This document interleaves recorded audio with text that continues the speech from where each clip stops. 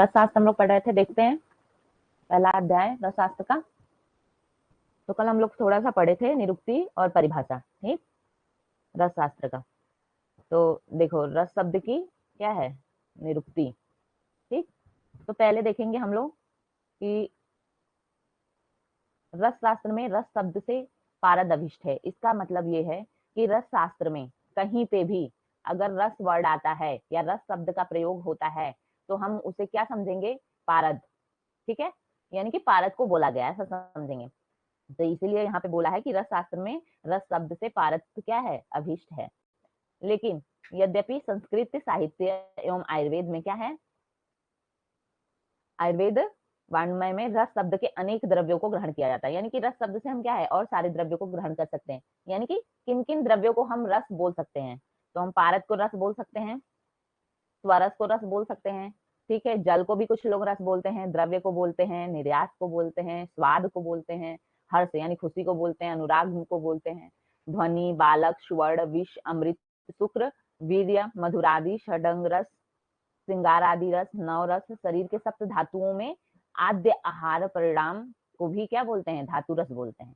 तथा रासना, पाठा एवं साल्की आदि द्रव्यों को भी क्या है, रस शब्द से सूचित किया जाता है। कहने का मतलब ये है कि रस शब्द के बहुत सारे क्या हैं, बहुत सारे वर्ड को रस बोलते हैं, यानी बहुत सारे शब्दों को रस बोला जाता है। लेकिन रस शास्त्र में जहां पे भी रस शब्द आए वहां पे हमें क्या है, किस चीज से ग्रहण करना है, पारद से, यानी कि पारद, मर्क्यूरी, ठीक है।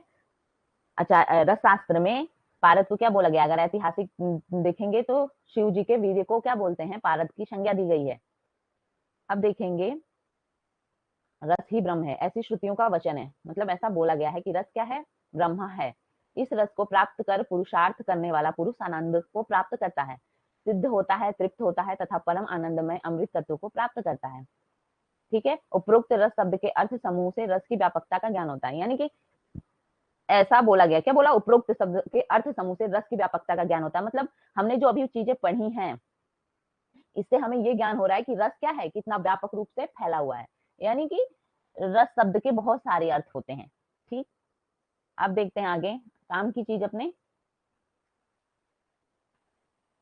क्या है, रस वाङ्मय की निरुक्ति, यानी कि पारद सभी धातुओं जैसे कि स्वर्ण, रजत, ताम्र, नाग, वंग, यशद तथा अपरग आदि को क्या करता है, अपने अंदर खा जाता है। पहले कल ही बताए थे कि पारद क्या करता है, अपने अंदर धातुओं को आत्मसात कर लेता है, यानी कि ग्रहण कर लेता है। कोई भी धातु अगर पारद के पास, फॉर एग्जाम्पल आप एक क्या है, चांदी का शिवलिंग लीजिए और उसे पारद के पास रख दीजिए, एक पारद के शिवलिंग में, वो क्या करेगा, उस अपने अंदर उसको क्या करेगा, ग्रहण कर लेगा, यानी कि उसे भी पारद का बना देगा, खा जाएगा वो, यानी कि सिल्वर सिल्वर नहीं रह जाएगा।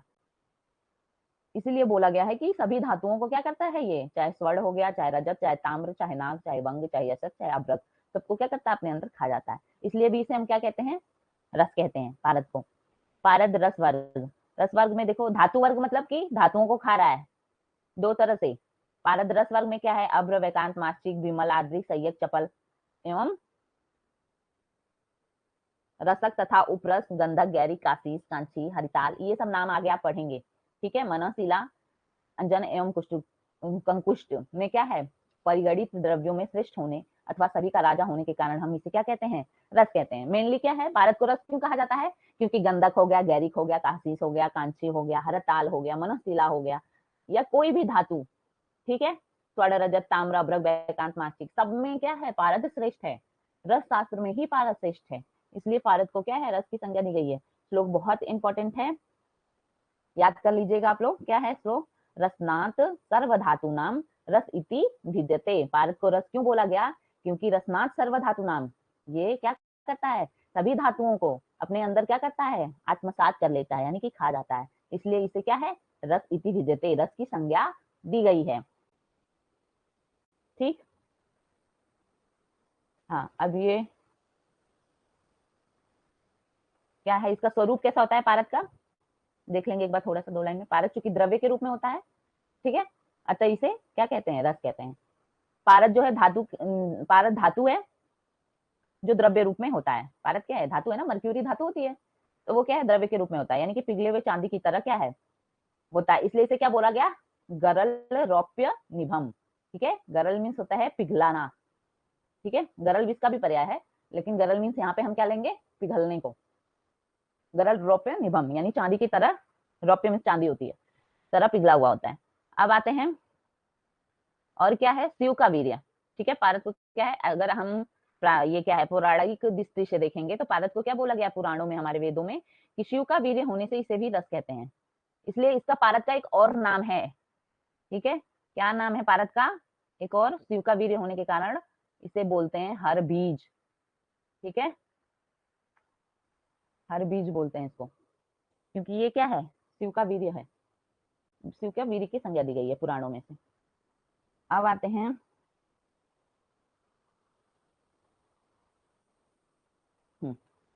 अब देखेंगे, इस पारद को खाने से रोग और क्या है, जरा, ठीक है, व्याधि हमारी, और जरा यानी कि वृद्धावस्था, बुढ़ापा, और मृत्यु नष्ट हो जाती है। इसलिए भी इसे हम क्या कहते हैं, रस कहते हैं। इसलिए भी इसे रस की संज्ञा दी गई है पारद को। ठीक है, इसको खाने से क्या है, रोग तो नष्ट हो गई, और क्या है, बुढ़ापा भी नहीं आएगा, वृद्धावस्था जल्दी नहीं आएगा, क्योंकि इसका क्या है, चिकित्सा में और रसायन में, दोनों में यूज होता है। और जाहिर सी बात है कि अगर आप स्वस्थ रहेंगे, जल्दी आपकी क्या है, वृद्धावस्था नहीं आएगी, तो मृत्यु क्या है आपकी लेट से होगी, यानी नष्ट हो जाएगी। कहने का मतलब है कि जल्दी नहीं मृत्यु आएगी, स्वस्थ रहेंगे आप। ठीक है, अब देखेंगे, हाँ ये भी देख लो थोड़ा, रस वाङ्मय में रस शब्द की निरुक्ति द्वारा रस यानी पारस को क्या है, धातुग्रासी कहा गया, वही चीज है, इसलिए इसे हमने नहीं किया हाईलाइट। ठीक है, धातुग्रासी गुण श्रेष्ठत्व और रूप द्रवत्व की उत्पत्ति बोला, क्या है, गुण में श्रेष्ठ है, रूप में द्रव्य है, और क्या है, रस को पारस कहते ही है। ठीक है, क्या करेगा, मम देहो रस शिव शंभुता तथा रोग जरा मृत्यु नाशकत्व गुणों को दर्शाया गया है। हमारे देह में क्या है, ये क्या करेगा, रस जो है शिव शंभु यानी कि समाहित होके क्या करेगा, रोगों को, जरा को, मृत्यु को नाश करके नाश कर देगा, या फिर नाशकत्व गुणों को दर्शाएगा। वही बात है जो हमने ऊपर पढ़ी अभी। अब क्या है, अब देखेंगे, ये चीज देखो इंपॉर्टेंट है, रस शास्त्र का मूल द्रव्य क्या है, पारद है। यानी कि हम अगर रस शास्त्र पढ़ेंगे, पूरे रस शास्त्र में पारद का उल्लेख आपको मिलेगा हर जगह। ठीक, तो रस शास्त्र का मूल द्रव्य क्या है, हमारा पारद ही है, यानी हमें पारद को पढ़ना है। धातुओं को अपने में आत्मसात करने की शक्ति के कारण भी इसे हम क्या कहते हैं, रस कहते हैं। इस पारद को लक्ष्य कर जो शास्त्र रचा गया, ठीक है, वो क्या कहलाता है, रस शास्त्र कहलाता है। ठीक है, रस शास्त्र की परिभाषा भी हो गई। इस पारद को लक्ष्य करके जो शास्त्र रचा गया है उसे हम क्या कहते हैं, रस शास्त्र कहते हैं। जैसे इस शास्त्र के क्या क्या पढ़ने को मिलेगा हमें रस शास्त्र में, तो इस शास्त्र के अंतर्गत हम क्या पढ़ेंगे, रस के बारे में, उपरस के बारे में पढ़ेंगे, धातु आदि पदार्थों को विस्तार पूर्वक वर्णन होगा इस शास्त्र में। ठीक है, रसशास्त्र की परिभाषा है। यंत्र के बारे में पढ़ेंगे, पुट आदि के बारे में, उपकरणों की रचना, यानी कि यंत्र कैसे बने हैं, पुट कैसे बने हैं, अभी नाम जानो, आगे सब पढ़ोगे डिटेल में आप लोग। ठीक है, इनकी रचना के बारे में पढ़ेंगे, पारद के संस्कार के बारे में पढ़ेंगे। पारद के क्या है, टोटल 18 संस्कार होते हैं, कुछ आचार्यों ने 16 माने, कुछ ने 8 माने हैं। ठीक है, संस्कार क्यों, संस्कार मतलब पारद को शुद्ध करा जाता है, उसके गुणों में और परिवर्तन लाने के लिए, श्रेष्ठ बनाने के लिए संस्कार किया जाता है, तभी वो चिकित्सा के लिए, रसायन के लिए श्रेष्ठ होता है। ठीक है, अशुद्ध पारद खाने से मृत्यु हो सकती है, तो इसलिए क्या है, हम पारद का संस्कार करते हैं। फिर क्या है, धातुओं की शुद्धिकरण करेंगे, जो भी धातु हम लेंगे उसमें संस्कारित करने के लिए पारद के साथ, उसका क्या करेंगे, शुद्धिकरण करेंगे। तो शुद्धिकरण हेतु आवश्यक भिन्न भिन्न क्रियाओं का और प्रयोगों का तथा धातुओं की शुद्धि या तत्व द्रुति और भस्मीकरण इत्यादि अनेक विषयों का सविस्तार वर्णन किया गया है। यही क्या है, रस शास्त्र का विवेच्य विषय है। तो पारद का तो परिभाषा आपको पता ही चल गया, रसनाथ सर्वधातु नाम रसिति विद्यते, सभी धातुओं को अपने अंदर आत्मसात करने के कारण इसे हम पारद कहते हैं। लेकिन जब रस शास्त्र की परिभाषा कोई पूछेगा तो रस शास्त्र की परिभाषा हम ये वाली बोलेंगे। ठीक है, क्या करें, इस पारद को लक्ष्य करके जो शास्त्र रचा गया वो रस शास्त्र कहलाता है। इस शास्त्र में हम क्या करेंगे, इसके अंतर्गत हम रस के बारे में, उपरस, धातुओं का, पदार्थों का विस्तार वर्णन हो जिस शास्त्र में, जिसमें यंत्र पुट उपकरणों की रचना, पारद के संस्कार, धातुओं की शुद्धिकरण, ये सब क्रियाएं, शुद्ध सत्व द्युति भस्मीकरण, अनेक विषयों का वर्णन जिस शास्त्र में मिलता है उसे हम क्या कहेंगे, रस शास्त्र कहेंगे। ठीक, तो हो गई दो चीजें।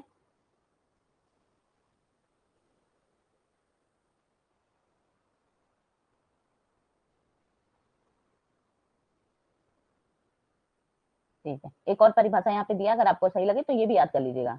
ठीक है, हाँ श्लोक इंपॉर्टेंट है ये, कौन सा, रसति भक्षति सर्वांग लोहांग इति रसा, पारद का ही है ये। ठीक है, सभी धातुओं को क्या करता है, अपने अंदर आत्मसात कर लेता है, इसलिए भी इसे रस कहते हैं। रस तरंगड़ी का श्लोक है ये। हाँ, इसमें क्या था, अब देखेंगे हम। आपका देखो, पारद हो गया, रसशास्त्र का परिभाषा हो गया, निरुक्ति हो गई पारद की।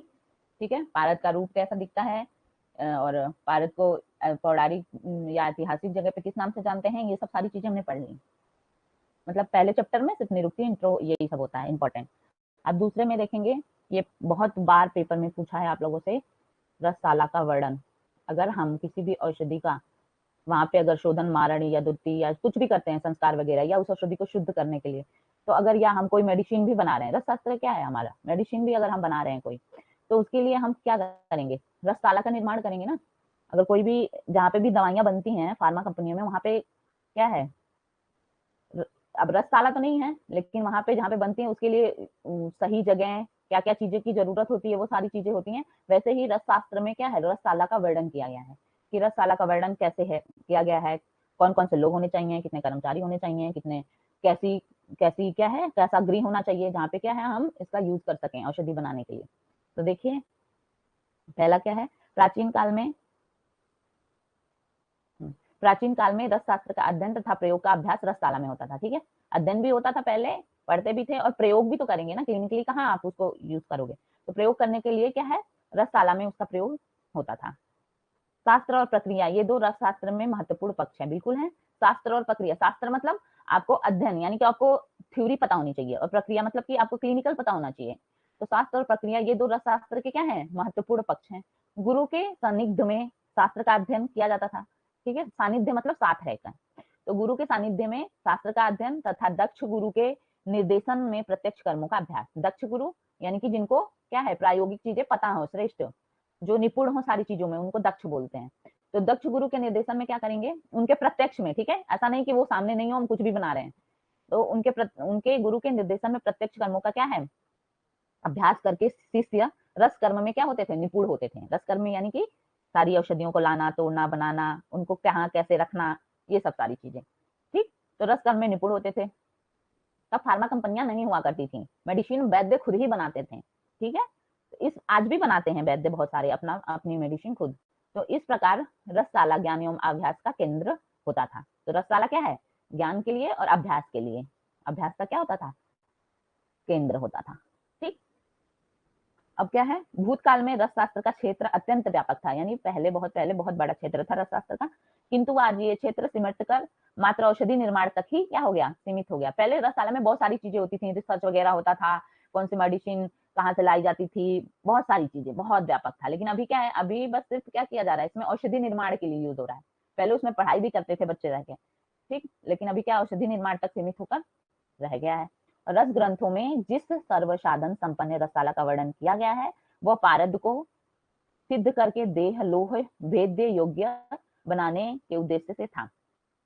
यानी कि सर्वसाधन, सारी साधना वहां पे, सारे यंत्र, सारी चीजें वहां पे उस रसशाला में प्रेजेंट रहती थी, मतलब रहती थी, जिससे क्या है, पारद को सिद्ध किया जाता था, और देह लोह और वेद योग्य बनाने का उद्देश्य था। देह लोह मतलब देह शुद्धि के लिए, लोह यानी कि जैसे लोह, लोह मतलब लोह आदि सारी धातुएं, स्वजत, रजत, स्वर्ण, माच्छिक, ताम्र, ये सारी। तो उनको पहले पारक को क्या किया जाता, सिद्ध किया जाता था, फिर वो जब वो सारी धातुओं को अपने अंदर आत्मसात करने के लिए, यानी ग्रहण करने योग्य हो जाता था, तो उसी को क्या बोलते थे, वेद्य योग्य, यानी धातुओं को वेद देता था, तो तब वो क्या है, शुद्ध हो जाता था। तो वही बोला है कि देह लोह वेद्य योग्य बनाने का उद्देश्य था पारद को, यानी कि रसशाला का यही मेन उद्देश्य था कि क्या है, सारी मेडिसिन को, मेनली पारद को शुद्ध करके चिकित्सा योग्य बनाया जाए। अब देखेंगे, रसशाला के यथा कर्म स्वप्रयोग अध्ययन के लिए योग्य गुरु, हाँ, रसशाला में अगर अगर पढ़ाना है या फिर प्रयोग करना है, तो उसके लिए क्या कौन कौन लोग होने चाहिए, तो योग्य गुरु, शिष्य, भृत्य एवं सर्वसाधन संपन्न प्रयोगशाला होना चाहिए। भृत्य मतलब कर्मचारी एक, ठीक है, गुरु भी होना चाहिए, शिष्य भी होना चाहिए, और एक क्या, हेल्पर होना चाहिए।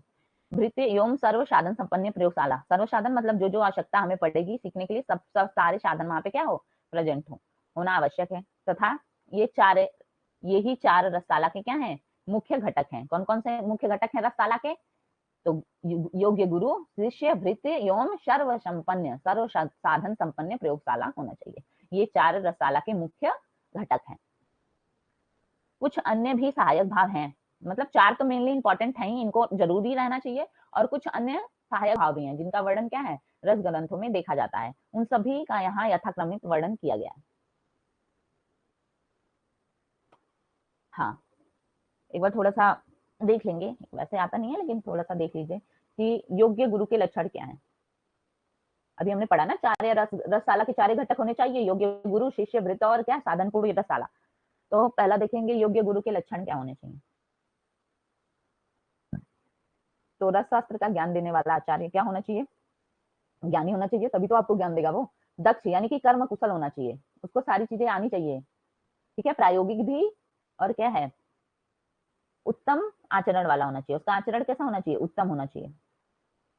गुणवान होना चाहिए, पवित्र होना चाहिए मन का, धर्मज्ञ, धर्म का पालन करने वाला होना चाहिए, सत्यव्रती होना चाहिए, सत्य बोलने वाला, और रस शास्त्र में निपुण होना चाहिए, ठीक है, रस शास्त्र का उसे ज्ञान हो पूरा, और वेद पुराण के तत्वों को जानने वाला होना चाहिए, ठीक है, निर्मल हृदय होना चाहिए, शिव भक्त होना चाहिए, और देवी भक्त भी होना चाहिए। शिव भक्त क्यों बोला है, क्योंकि शिव भक्त होना कंपलसरी इसलिए बोला है क्योंकि पहले जब रस मंडप का निर्माण किया जाता था तो शिव जी की प्रतिमा, आगे हम पढ़ेंगे, उनका निर्माण किया जाता था, और देवी माँ का। और एक तरह से अभ्रक को पार्वती जी का रज बोला गया है रस शास्त्र में, और शिव जी को पारद को शिव जी का वीर्य बोला गया है। ठीक, अब क्या है, सर्वदा शांति चित्त रहने वाला होना चाहिए, ठीक है, हमेशा शांत, उसका मन क्या हो, शांत हो। रस मंडप को जानने वाला होना चाहिए, देखो रस मंडप आया ना, आगे हम पढ़ेंगे रस मंडप कैसे बनाते हैं। तो रस मंडप को जानने वाला होना चाहिए, मंत्र सिद्ध होना चाहिए, महावीर देवताओं की पूजा करने वाला होना चाहिए, यज्ञ आदि कर्मों में तत्पर रहने वाला, रस दीक्षा विधान को जानने वाला होना चाहिए, यानी कि सारे रस के बारे में उसे पता हो, ठीक है, मंत्र, औषधि और महारसों को जानने वाला होना चाहिए, सारे औषधियों के बारे में उसे पता हो, राग संख्या, बीज निर्माण, दंत लापन, बीज निर्माण कैसे बनाते हैं, बीज का निर्माण कैसे करते हैं, दंत मेलापन कैसे करते हैं, विड का निर्माण कैसे करते हैं, ये सब चीजें उसको आनी चाहिए मेनली, कि रस शास्त्र का पूर्ण ज्ञाता होना चाहिए वो, ठीक है, रंजन, साड़, तैल, ये सब आगे आप पढ़ेंगे कैसे बनाते हैं सब चीजें, ठीक है, जागरण, क्रामण क्रियाओं को जानने वाला होना चाहिए, ठीक है, वर्ण उत्कर्ष होना चाहिए, धातुओं में मृदुता उत्पन्न करने वाला, बाल विरुद्ध जानड़ा का ज्ञाता होना चाहिए, खेचरी और भुचरी आदि सिद्धि को अच्छी तरह से जानता हो, पढ़ेंगे हम खेचरी भुचरी आगे, वो योग्य गुरु हो सकता है। मतलब रस शास्त्र में जितनी भी चीजें आती हैं उसका क्या है, वो उसको संपूर्ण ज्ञान होना चाहिए, ठीक है, साथ ही साथ विज्ञान विचार अनुभव द्वारा नूतन रस शास्त्र रचना करने में प्रवीण हो। देखो ये चीज थोड़ा सा ध्यान देने वाली है, क्या है, ज्ञान विज्ञान और अपने खुद के विचार और खुद के अनुभव से नूतन रस शास्त्र की रचना करने में प्रवीण हो, यानी कि नई चीजें रस शास्त्र में लाए रिसर्च करके, ठीक, तो प्रवीण और श्रेष्ठ गुरु कहलाता है। रस विद्या के आचार्यों के उपरांत सभी लक्षण होने चाहिए इन्हें, जितने भी लक्षण है। हाँ, क्लियर हो गया। अब ये देखेंगे भवन, यानी कि रस शास्त्र की बिल्डिंग कैसी होनी चाहिए, जो भवन है जहाँ पे हमें क्या है, सीखना है चीजों को, भवन कैसा होना चाहिए, प्रकार युक्त, यानी ऊंची 4 दीवारी से युक्त होना चाहिए, क्या है उस भवन में ऊंची 4 दीवारी होनी चाहिए, 4 दीवारी, 4 द्वार से युक्त होना चाहिए, 4 ठो क्या है उसमें द्वार होने चाहिए, ठीक है, एंट्री के लिए, जिसमें मजबूत किवाड़ लगा हो, ठीक है, किवाड़ मतलब दरवाजा, ठीक है, सम्यक वातायन, वातायन मतलब खिड़कियां, किस लिए, वेंटिलेशन के लिए, ठीक है, सम्यक वातायन खिड़कियों से युक्त होना चाहिए, क्योंकि हम वहाँ मेडिसिन बना रहे हैं ना, ठीक है, तो क्या होगा, खिड़कियां होंगी तभी वेंटिलेशन होगा अच्छे से, जहाँ की दीवारें दिव्य चित्रों से चित्रित हों। अच्छा, थोड़ा सा अट्रैक्टिव लगने के लिए क्या है, दीवारों को क्या करेंगे हम, दिव्य चित्रों से कलर कर देंगे या पेंटिंग बना देंगे बढ़िया, कैसे, रस सिद्धि की पेंटिंग, उमा महेश यानी कि गौरी शिव, ठीक है, शंकर भगवान पार्वती जी की, या फिर यंत्र उपकरण आदि का चित्र, जो हमारे यंत्र हैं आयुर्वेद में, इसके बाद आप पढ़ेंगे यंत्र, तो उन सब का चित्र बना देंगे, ठीक है, ताकि उससे ये पता चले कि ये कौन सी जगह है। फिर क्या है, उपवन, देखिए उपवन यानी कि फुलवारी, बगीचा युक्त होना चाहिए। हाँ, हो गया इतनी चीजें बिल्डिंग के लिए, एक तो हो गया वैद्य, फिर हो गया बिल्डिंग, अब कार्य विभाजन, ठीक है, अब कार्य विभाजित करना पड़ेगा, तो देखो क्या क्या है, पूर्व दिशा में रस भैरव की स्थापना करना है हमें, पहले हम देखेंगे पूर्व दिशा किधर है, वहां पे रस भैरव की स्थापना कर देंगे, मतलब कौन सी दिशा में कार्य विभाजन मीन्स यहाँ पे हुआ है कि कौन सी दिशा में हमें कौन से कर्म करने हैं रसशास्त्र के। एक ही कर्म तो होता नहीं है रसशास्त्र में। तो पूर्व दिशा में पहले हम रस भैरव की स्थापना कर देंगे। अब हम क्या है रसशास्त्र को या रसशास्त्र की क्रिया को प्रारंभ करेंगे। कोई भी औषधि बनाने के लिए या किसी भी औषधि का सत्व निष्कासन के लिए, मारण के लिए, संस्कार के लिए, गुणों में परिवर्तन लाने, किसी भी चीज के लिए, मतलब रस कार्य को अगर हम प्रारंभ करते हैं तो पहले हम क्या करेंगे, पूर्व दिशा में उस रसशाला में रस भैरव की स्थापना करेंगे। दूसरा कार्य आग्नेय कोण में अग्निकर्म। ठीक है, पढ़ा होगा आपने दिशा फर्स्ट ईयर में ना। तो आग्नेय कोण जो होता है उसमें हम क्या करेंगे, अग्निकर्म करेंगे। अग्निकर्म मतलब जितनी भी आग से रिलेटेड कर्म होंगे उसको हम करेंगे कौन से दिशा में, आग्नेय कोण में। ऐसा नहीं कि किसी दिशा में कर रहे हैं, ठीक है, सबका नियम बताया गया है। दक्षिण दिशा में पाषाण कर्म, यानी पाषाण कर्म मतलब पत्थर वाले सारे काम, कूटने का, पीसने का, औषधि का जो घोटने बैठने, ये सब कार्य क्या है इसमें करेंगे, हम दक्षिण दिशा में करेंगे। फिर आता है आपका नेतृत्व कोण। नेतृत्व कोण में शस्त्र कर्म करेंगे। शस्त्र कर्म मतलब छीलने काटने आदि का कार्य, जो शस्त्र से रिलेटेड हो, जिसमें शस्त्र यूज होते हो, तो छीलने काटने वाली जो चीजों में होंगे यूज। ये किसी औषधि का कांड छील रहे हैं या कोई औषधि का काट रहे हैं, ठीक है, शोधन करने के लिए बहुत सारी चीजों में यूज होता है। फिर क्या है, पश्चिम दिशा में छालन आदि कर्म। छालन में होता है धुलना, ठीक है, तो पश्चिम दिशा में हम क्या करेंगे, किसी भी औषधि को धोना, प्रक्षालन करना, धुलने आदि का काम का करने के लिए हम यूज करेंगे कौन सी दिशा, पश्चिम दिशा। उसके बाद ये पूछता है पेपर में कभी कभी। फिर क्या है, वायु कोण में शोषण। शोषण में होता है सुखाना, ठीक है, तो वायु कोण में क्या करेंगे, सुखाने का कार्य करेंगे किसी भी मेडिसिन को, मेडिसिन बनाने के लिए सुखाने वाला सारा काम क्या है, वायु कोण में करेंगे। अब उत्तर दिशा में कौन सा कार्य करेंगे, वेद कर्म। वेदना यानी धातुओं में छेद वगैरह करने में वेदना एक तरह से। तो वेद्य कर्म क्या करेंगे हम, किसमें करेंगे, उत्तर दिशा में करेंगे। अच्छा, रस शास्त्र में धातुओं से भी ऐसा मत सोचिएगा कि सिर्फ रस औषधि या औषधि से, या जितने भी हमारे प्लांट वगैरह है जो औषधियां पाई जाती हैं द्रव्य, उनसे ही औषधि बनती है। रस शास्त्र में हमारे धातुओं से भी औषधि बनती है, स्वर्ण से, रजत से, मानसिक से, ताम्र से, हरताल, मनशिला, सबसे बनती है, ठीक है। तो इसलिए धातु वेद्य का कर्म उत्तर दिशा में करते हैं। अब क्या है, ईशान कोण में सिद्ध वस्तु। सिद्ध वस्तु मतलब जो हमारी सिद्ध, मतलब जो सिद्ध हो चुकी हैं औषधियां, यानी कि तैयार हो गई हैं, ठीक है, तो उनको क्या करेंगे हम, ईशान कोण में उसकी स्थापना करेंगे।